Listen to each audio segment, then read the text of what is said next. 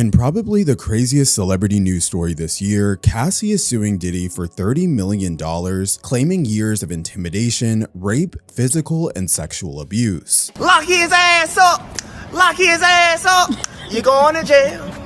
You're going to jail! The lawsuit was filed in federal district court November 16th, and in it, Cassie, whose real name Cassandra Ventura, details a long history of abuse and control at the hands of Diddy since 2005. After years in silence and darkness, I am finally ready to tell my story and to speak up on behalf of myself and for the benefit of other women who face violence and abuse in their relationships. Diddy is vehemently denying all of these allegations. His lawyer says, quote, "For the past 6 months, Mr. Combs has been subject to Miss Ventura's persistent demand of $30 million under the threat of writing a damaging book about their relationship. Here are the crazy allegations he's denying.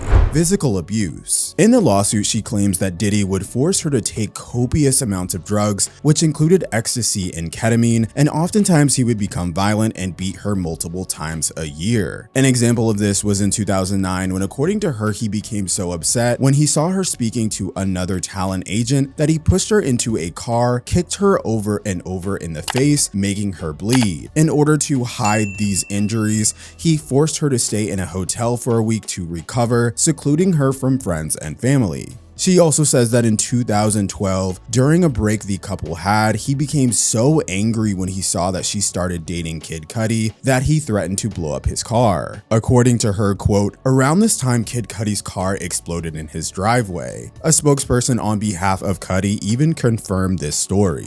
Sexual abuse. After a few years into their relationship, Cassie said that Diddy would coerce her to engage in crazy amounts of voyeurism and what he called freak-offs. During these events, which happened all over the country at high-end hotels and sometimes at his home in Los Angeles, Diddy allegedly would supply everyone with drugs and demand that Cassie procure male sex workers. He would then instruct her to have sex with these sex workers as he masturbated, took photos and videos of the act. Cassie detailed in the lawsuit how she would then try to delete these photos and videos, but Diddy had control of the footage, so he even at times would make her watch them. She also detailed that she believed Diddy had copies of these photos and videos and believed that Diddy would definitely use these in order to extort her in the future. Cassie details in the lawsuit that during one freak-off in particular, Diddy gave her a black eye after he was intoxicated, and while she was trying to escape, literally running down the hallway, he was chasing her and throwing vases at her.